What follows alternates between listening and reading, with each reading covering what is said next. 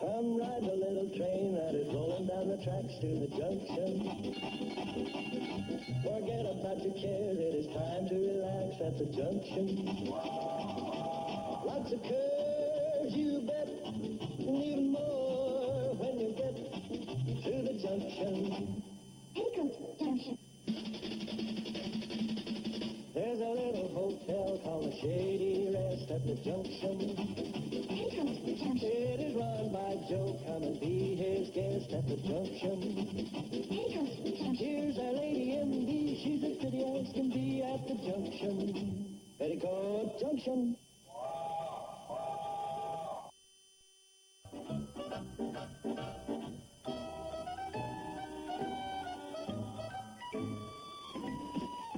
Hi, you all set? Uh-huh, she's asleep. Oh, Steve, you ought to see her. She's absolutely beautiful. Okay, I'll take a look. Oh, no, you wake her. But you really ought to see her. Betty Joe. I know. I'm being a little inconsistent. Just a little. Here, I'll give you a hand. Well, thank you, honey. Now, you sure you don't mind about taking care of Kathy, Joe? Of course not. Now, you go ahead and knock him dead. Now, what is this act you're doing again? Oh, well, we're not really doing it yet. We're just sort of auditioning it for the Founders Day Committee. Oh, that's just a formality. You'll kill him. You haven't even seen us. What do you mean I haven't seen you? Well, you're the greatest. You're positively the world's finest. What is it that you're doing? Singing or dancing? Both. Positively the world's finest singer and dancer. That's what I like. A completely unbiased critic. Have a good time.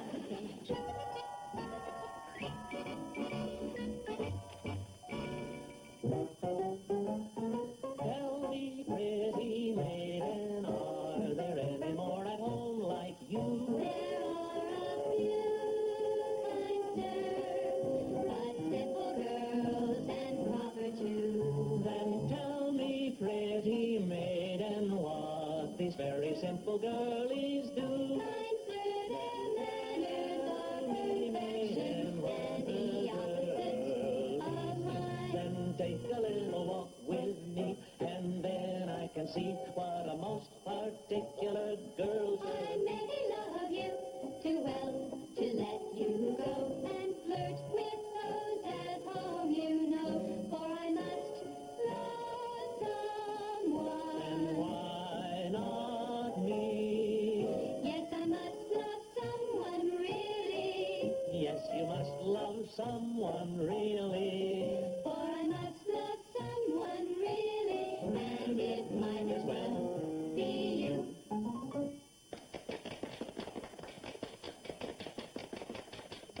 Thank you, girls. Now you can make your change.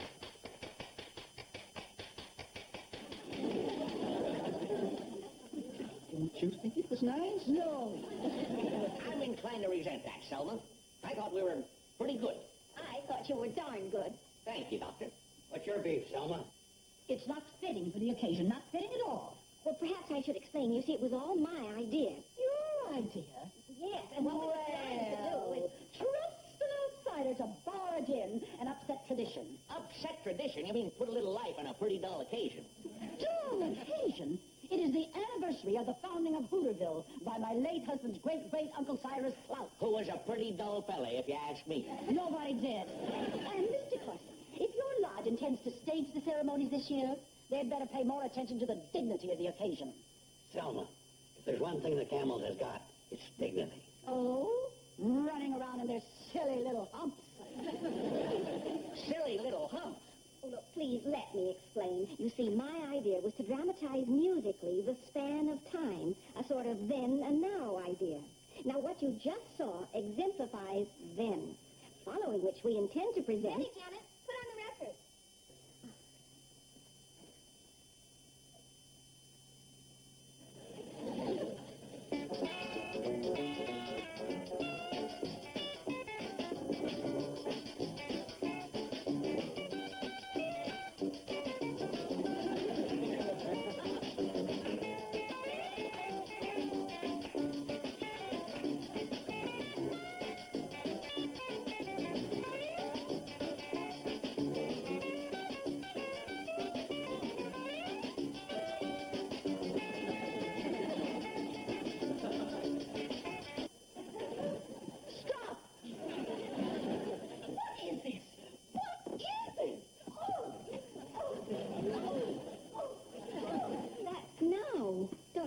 see the rest of it? I don't want to see anything more. This whole thing is an insult to great-great-Uncle Cyrus. As for you, how dare you stand there? Go make yourselves decent. Hold it right there, Selma. These are my girls. Nobody comes to my house and tells them they're not decent. And if you don't like it, get out. The door's that way.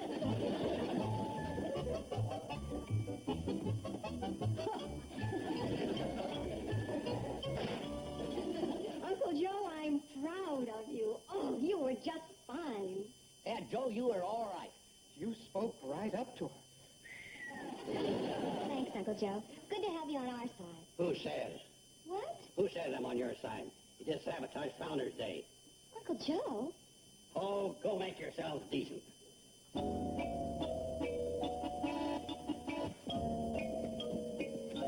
Meeting's adjourned.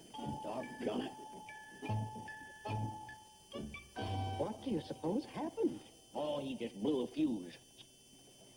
No, it's the old story. Don't anyone else criticize my family. If it's going to be done, I'll do it.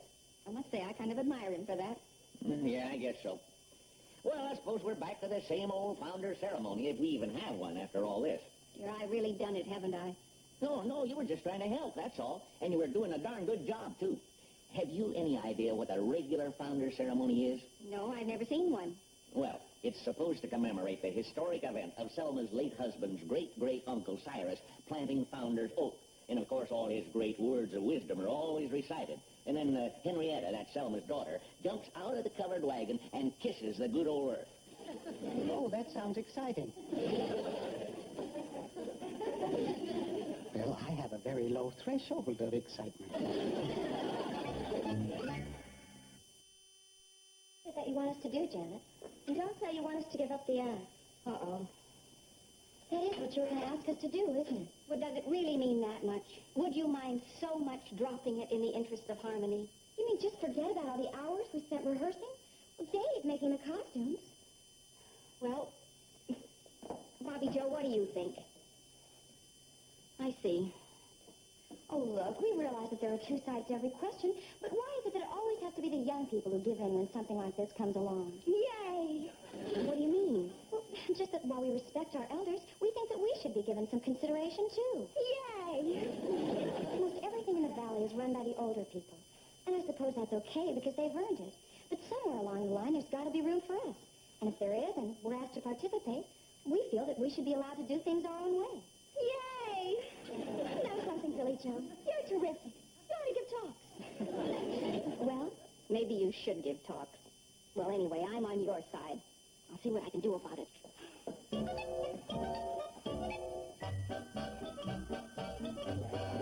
Okay, fellas, take your seats. Call a meeting of the Royal Order of Camels, Chapter 635 to order. Sam, did you see if the curtain's drawn tight? Sam, I'm speaking to you. Brother Carson, aren't you forgetting when we're dressed in our royal camel robes, we're to be referred to as brothers? Brother Drucker, did you see if the curtain's drawn tight? Yes, Brother Carson. Now, you know this is one of our most super-secret meetings. As tonight, we're taking Brother Gibbs through the sands of time so that he may reach that lofty pyramid where he, too, may enjoy the rights and privileges of a two-humped camel. Now, before we start the ceremonies, we must clear up the business part of the meeting. Yes, Brother Drucker. Brother Carson, what about the Founders Day Festival? Is our lodge still going to handle the program? Yes, Brother Drucker. And are we still going to enact the historic event of Cyrus Plout planting the Founders Oak? Since we promised Mrs. Selma Plout that we would, I think the lodge should stick by its word. All those in favor signify by giving the sign of the camel. Brother Gibbs. Yes, Brother Carson. At this point in your lodge life, you are not privileged to give the two-hump sign. Sorry, Brother Carson. Now, on with the ceremonies. Brother Drucker, keeper of the sands of time. Brother Gibbs, will you please rise?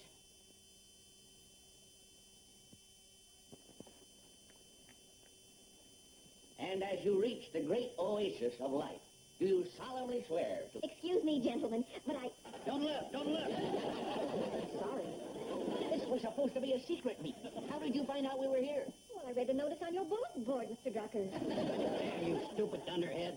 I mean, Brother Drucker, you stupid dunderhead. Why did you do such a thing? Well, the notice wasn't for the general public. I put on it, attention members of the Royal Order of Camels. This is a grave situation, fellow members. No outsider is ever supposed to see us in our ceremonial robes. It means bad luck. The oasis will be dry for 7 years. Oh, I'm sorry, gentlemen, but I wanted a chance to talk to you while you're all together. How will we ever right this wrong? Well, I know. Why don't we make her a member of the Royal Order of Camels? Brother gives you nut. There's no such thing as a lady camel. Oh, but I beg to differ. At the zoo, I saw a baby camel, and therefore I assumed... At least I think it was a baby camel. Then again, it could have been a pony, or even a sheep. Brother Gibbs. No sheep go baa, and I never heard a single baa the whole time I was there. Of course, with all the noise from the merry-go-round. Brother Gibbs. Yes, Brother Carson. There ain't gonna be no lady camel in our lodge. Merely a suggestion. Doc, you remember when you came in here, you didn't see a thing, did you? No, I didn't see a thing. You didn't see the sands of time, or the oasis of life, or the Great Pyramid. Well, why don't you show her our secret handshake, and then she'll know the whole ritual. Oh, yeah. Gentlemen, you need have no worry about my divulging any of your lodge secrets. Now, in return for this, how about giving me a little cooperation? Anything, Doc. Well, regarding the young people and their dance number for the Founders' Day program, I want all you lodge members to back me up on this. Sorry, Doc. Anything but that. Now, hold it just a second, Joe. Sam, we went through all of that. We decided we were going to do it just like it had always been done. Well, Joe, we can still do that, but this is an opportunity to include the young people, and I think they should be considered. Well, I go along with you, Doc. Brother Drucker, you're not speaking for the lodge. Well, I got a hunch I am. What do you think, Brother Gibbs? Well, I'm yes and no on the matter. Maybe and maybe not. Brother Gibbs, will you give me a straight answer? Yes, Brother Drucker. Well, then answer me. How do you stand? I'm pro and con. Great. How do all the rest of you good brothers feel about it? Hold it. As Grand Royal Potentate, I'm going to settle this thing once and for all. I decree we do the Founders' Day program just as we have in the past, and that's that. Well, if that's the way it's going to be, I've had it. I'm not even going to take part. And now hold it, fellas, hold it. See what you did? See what you did? I did. It happened just as I predicted when you came in here. The oasis of life has gone dry, and we're in for 7 years of bad luck.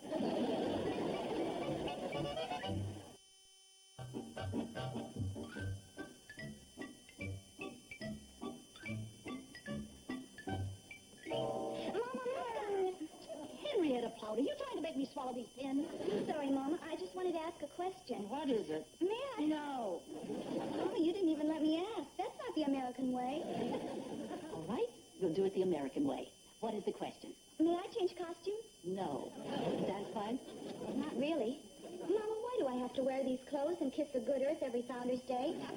Because it is traditional, and these are the clothes the women wore in great-great-Uncle Cyrus's day. Why don't I dress like his girlfriends? Is what? His girlfriends, you know, like in the old album. What old album? The one I found in the attic.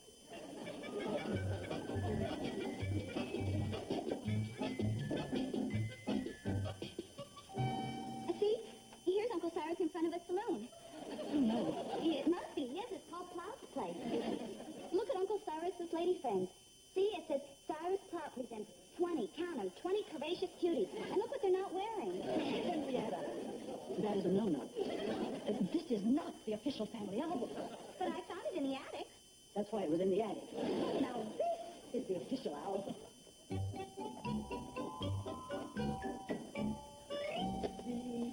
The old covered wagon. Oh, and the founder's oath. Oh, and dear Uncle Cyrus. And the other one, he's smiling. Do you suppose it's because of the 20 curvaceous cuties? Never mind. Oh, I'll get it, Mama. Oh, Dr. Craig. Oh, that's wonderful. Isn't it, Mama?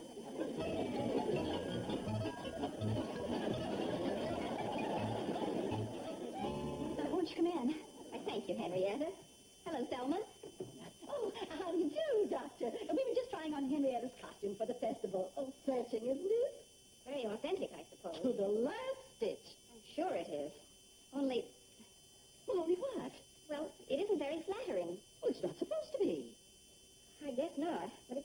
trying to conceal such a graceful figure as Henrietta's.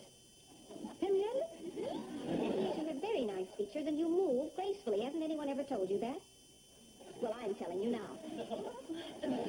Doctor, I'm sure you didn't come here to tell me that my daughter is some sort of sex symbol. Oh, Mama. No, I didn't. I came to ask if you would Because I definitely do not care for that sort of thing. I never allowed myself to become a sex symbol. Well, I'm sure you didn't. I mean, that's admirable of you. Yes. And of course you know how I feel about the abbreviated skirts the Bradley girls wanted to wear. Disgrace. What was it you wanted to ask? Oh, well, I wanted to ask what you're going to wear in the festival. Oh, really? I'll show you. And on the way. That wasn't really what you wanted to ask, was it? No, it wasn't. What was it? You won't tell on me. Well, I wanted to ask, I know it's a forlorn hope, but I wanted to ask if she would change her mind about the Bradley girls doing their act in the festival. There's no chance of that, I suppose. Gosh, no. Mama won't even let me look at Great-Great-Uncle Cyrus's chorus girls. Really? Chorus girls? 20, count them, 20. Uncle Cyrus? You mean he did something more than plant a founding oak? He's not saying anything more. How do you know this? Tell me. I can't. And don't look under the sofa cushion. The other one.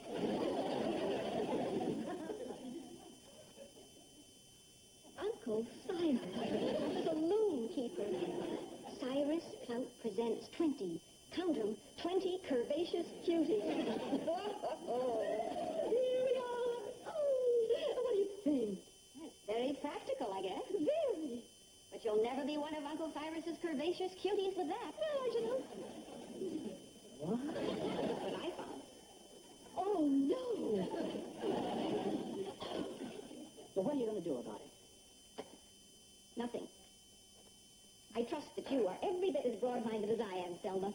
What do you mean? Only that it takes a very generous and broad-minded person to change her mind about the Bradley girls' appearance in the festival. Oh? And I would have to match that generosity by forgetting that I ever heard about Uncle Cyrus and his 20, count 'em, 20 curvaceous cuties. That's blackmail. Yes, by George, I believe it is. Well? All right. I'll make some tea. Oh, I hate to be beaten.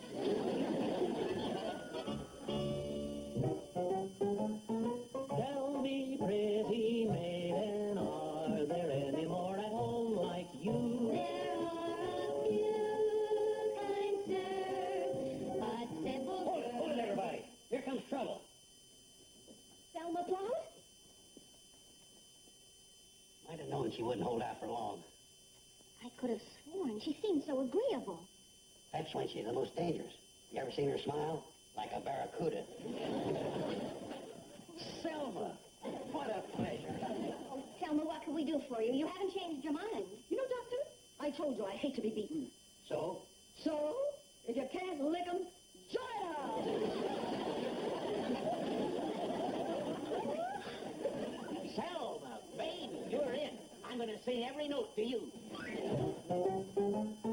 Tell me, pretty maiden, are there any more at home like you? There are a few, kind sir, but simple girls and proper too. Then tell me, pretty maiden, what these very simple girlies do. Kind sir, their manners are perfection, and the opposite of mine. Then take a little walk with me, and then I can see what a most particular girl I maybe love you too well to let you go and flirt with those at home, you know, for I must love someone. And why not me? Yes, I must love someone really, Yes, you must love someone really. for I must love someone really, and it might as well be you.